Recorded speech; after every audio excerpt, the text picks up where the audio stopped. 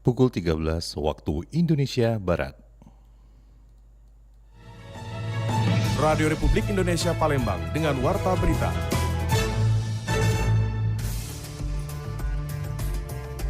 KPU Sumsel optimalkan sosialisasi untuk mendorong partisipasi pemilih muda. Pemkab Prabu Muli siapkan posko untuk antisipasi karhutla.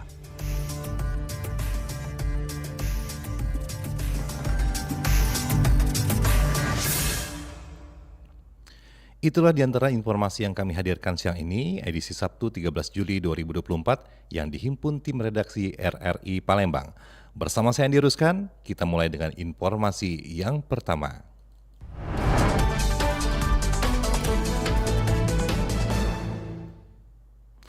Dorong pemilih muda Komisi Pemilihan Umum atau KPU Sumsel optimalkan sosialisasi. Selain berupaya mengoptimalkan pencocokan data pemilih pada pelaksanaan pemilu kada atau pilkada di Sumatera Selatan, KPUD Sumatera Selatan terus mendorong agar seluruh komponen KPU bekerja secara profesional dan aktif. Dikatakan Ketua KPUD Sumatera Selatan Andika Pranata, salah satu upaya yang dilakukan adalah dengan melakukan sosialisasi terkait upaya ajakan kepada masyarakat untuk menyiapkan diri pada pelaksanaan pemilu mendatang dengan cara yang lebih modern dan lebih dikenal oleh masyarakat. Kita dekati mereka dengan budaya, cara, kemudian pola yang mereka ketahui. Menyenangkan itu harus kita jawantahkan dalam bentuk program, dalam bentuk konten, dalam bentuk informasi yang benar-benar informatif. Jadi misalnya makanya ini kita harus sangat kreatif untuk memberikan informasi itu dengan cara yang semudah dan seefektif mungkin. Andika Pranata juga menambahkan ada sejumlah wilayah yang menjadi perhatian, baik itu sulit dijangkau oleh seluruh panitia maupun sulit dilalui oleh panitia sendiri. Maka dari itu Andika berharap agar seluruh panitia pelaksana khususnya di daerah pelosok dapat terus meningkatkan koordinasi, baik itu dengan KPU di Provinsi Sumatera Selatan maupun dengan KPU setempat. Dari Palembang, Sumatera Selatan, Aditya melaporkan. Badan Pengawas Pemilihan Umum atau Bawaslu Kabupaten Oku Timur mengingatkan ASN ataupun TNI dan Polri serta pejabat negara lainnya untuk tidak melakukan politik praktis yang mengarah pada keberpihakan atau afiliasi pada partai politik atau calon kepala daerah. Bawaslu Oku Timur telah mengeluarkan imbauan terkait hal itu, termasuk mencegah penggunaan program dan fasilitas negara dalam pemilihan kepala daerah atau Pilkada 2024.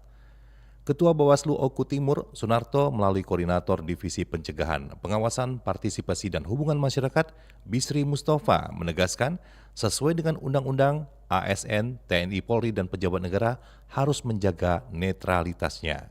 Aparatur sipil negara, baik TNI Polri itu memang harus netral dalam kegiatan yang namanya kepemiluan, baik di pilkada maupun pemilu. Jadi himbauan kami dari Bawaslu, karena ini diatur dalam PKPU dan Bawaslu, maka ASN dan TNI Polri harus benar-benar netral. Karena jika ditemukan ada pelanggaran, maka Bawaslu akan menindak tegas oknum baik ASN, TNI Polri yang melakukan kegiatan kampanye ataupun membantu dalam kegiatan-kegiatan pemilu. Bisri juga mengajak masyarakat untuk mendokumentasikan baik dalam bentuk foto maupun video apabila ada ASN ataupun kepala desa dan perangkatnya serta pejabat pelayan publik lainnya yang melakukan kampanye maupun menunjukkan sikap tidak netral dengan mengarahkan untuk memilih salah satu calon di Pilkada 2024.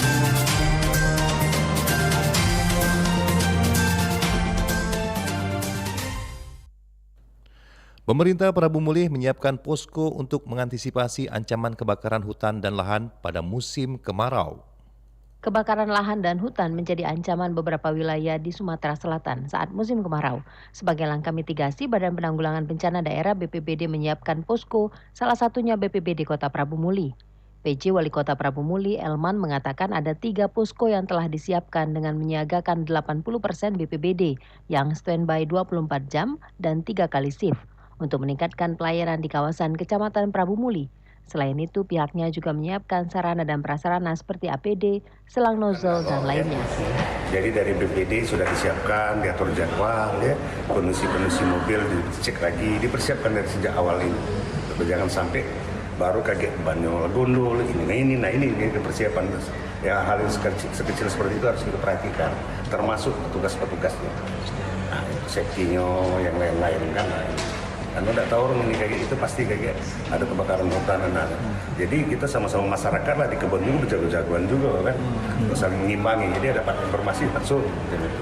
Posko-posko yang memang di titik, tapi tentu kita dengan Polres kayak kan ini, dengan TNI yang mana yang pas kayak yang ada mendesak seperti itu. Sebenarnya kita ini kan perkebunan, kebun karet, kebun rakyat ya. Sebenarnya dia ngomongin rawan tuh iya, dia ngomongin tidak tuh iya. Nah, tapi kita harus antisipasi. Karena jangkauan kita tunjuk ke daerah ke Karangan. Nah, mana nih pola itu kayak buat posnya itu benar tadi itu. Apa ke dekat tol itu. Nah, tapi itu jangan juga sumber airnya. Soalnya mobil itu kalau dengan cepat. Nah, ini kita kita rapatkan sama Bapepindah. Seperti diketahui, Badan Penanggulangan Bencana Daerah BPBD Sumsel menilai ada 12 wilayah di Sumatera Selatan yang rawan karhutlah. Untuk menghadapi ancaman kebakaran hutan dan lahan, telah meminta 8 unit helikopter. Sementara pemerintah Provinsi Sumsel telah menetapkan status siaga darurat karhutla mulai tanggal 15 Juni hingga 30 November 2024.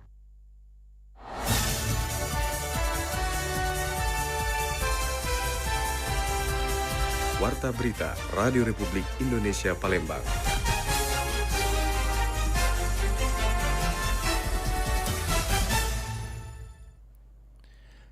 Penjabat Bupati Banyuasin beri jawaban atas usul saran fraksi di sidang paripurna DPRD kemarin.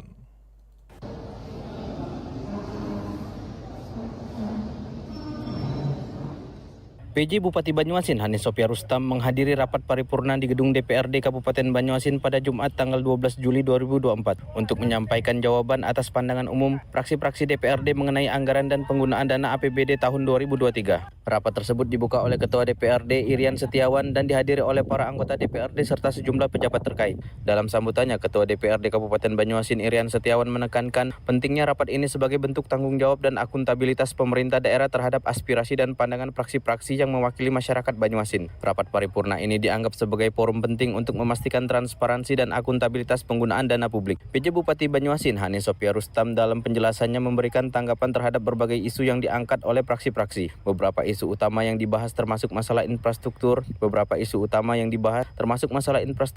pendidikan, kesehatan, dan kesejahteraan sosial. Bupati menekankan komitmen pemerintah daerah untuk terus memperbaiki dan meningkatkan pelayanan kepada masyarakat. Dirinya juga menjelaskan berbagai langkah yang telah diambil oleh pemerintah daerah untuk mengatasi masalah-masalah tersebut. Lebih lanjut, Hani juga menyampaikan bahwa rapat ini belum menghasilkan keputusan final dan akan dilanjutkan pada rapat berikutnya yang dijadwalkan pada Jumat mendatang. Rapat hari ini adalah kami menyampaikan terkait dengan respon tanggapan, saran, masukan dari seluruh fraksi.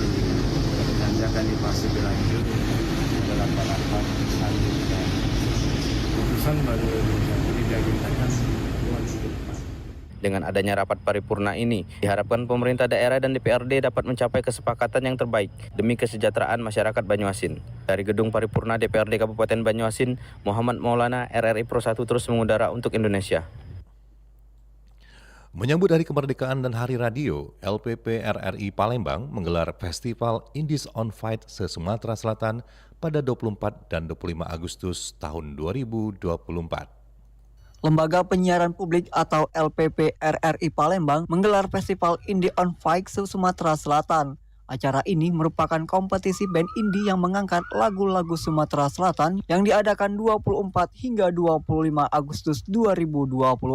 Acara ini digelar sebagai rangkaian Hari HUT RI dan juga Hari Radio 11 September sebagai bentuk menggaungkan lagi semangat band indie dan juga membangkitkan generasi muda untuk melestarikan lagu-lagu daerah. Ketua Pelaksana Band Indie RRI Palembang, Resti Chandra mengungkapkan, festival ini sebagai bentuk melestarikan kesenian Sumatera Selatan dengan mengaransemen ulang lagu-lagu daerah dan juga mengenalkan kembali lagu daerah ke generasi muda. Ini merupakan kompetisi untuk band ya, tadinya memang kita formatnya untuk umum. Jadi semua peserta bisa dari pelajar, mahasiswa dan juga umum begitu ya. Dan memang tema acara kita ini kita lebih mengangkat kepada lagu-lagu daerah Sumatera Selatan, karenanya kita mengangkat lagu wajibnya itu adalah lagu daerah Sumatera Selatan yang diaransemen, dan satu lagu bebas artinya bisa lagu sendiri ya, atau mungkin lagu yang di cover boleh juga. Oke, baik. Untuk masalah ini, apa sih tujuan acara ini diadakan? Sebenarnya ini merupakan peringatan ya, sebagai peringatan hari HUT RI dulu ya, HUT RI. Kemudian juga kita akan peringatan Hari Radio juga kan. Jadi bertepatan dengan kedua momen tersebut, makanya kita selenggarakan kegiatan seperti ini untuk menggaungkan lagi juga. Begitu loh. Apalagi kalau untuk lagu-lagu daerah kan, kita memang pengen membangkit semangat juga kan, semangat generasi muda untuk melestarikan lagu-lagu daerah, makanya pemilihan lagu daerah juga. Tapi of all, kita menyelenggarakan kegiatan ini karena memang peringatan HUT RI dan HUT RRI tahun ini.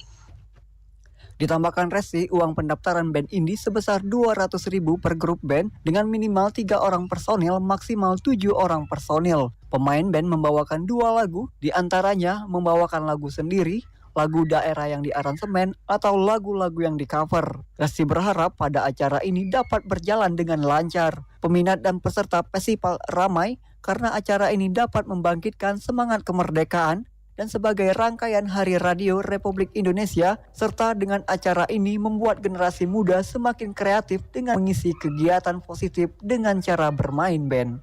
Muhammad Irfan, RRI Palembang, terus mengudara untuk Indonesia. Pendengar, warta berita ini disiarkan secara langsung melalui RRI Programa 1 Palembang, frekuensi 92,4 FM, dan disiarkan juga melalui streaming aplikasi RRI Playgo. Selanjutnya, seorang pemuda di Palembang tertipu membeli motor murah yang dijual di Facebook. Ari Ramadan berusia 23 tahun melapor dugaan penipuan yang dialaminya saat akan membeli motor bekas di sebuah akun Facebook. Dalam laporannya, ia akan membeli motor bekas melalui jejaring media sosial Facebook pada sebuah akun yang menjual motor bekas dengan harga murah. Pelapor Ari Ramadan menjelaskan dirinya akan dihubungi admin akun melalui pesan. Setelah sepakat harga, ia kemudian mentransfer uang sebesar 4,5 juta rupiah. Sorenya dia tuh nak ngirim motor tuh lah dikemas, lah atas nama aku kan, lokasi aku. Dan juga pas itu dia minta transfer untuk DP 500. Kamu transfer? Transfer 500. Terus? Nah yang kedua tuh dia minta transfer lagi dengan alasan nak ngirim surat-suratnya, soalnya kalau nak ngirim motor ke luar negeri harus keluar wilayah itu kan harus ada surat-suratnya. Kalau tidak bisa katanya bodong kayak itu kan.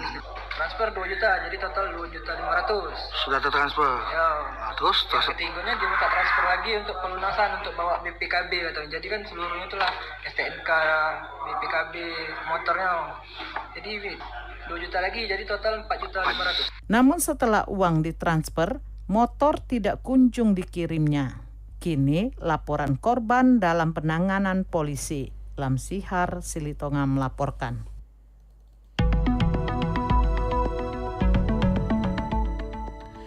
Sekian warta berita produksi Radio Republik Indonesia Palembang, dan sebelum berpisah kami sampaikan kembali topik berita aktual siang ini, diantaranya KPU Sumsel optimalisasikan sosialisasi untuk mendorong partisipasi pemilih muda. Pemkab Kabupaten Beli siapkan posko untuk antisipasi karhutla. Pendengar, mewakili kerabat kerja yang bertugas, saya Ruskan, sampai jumpa.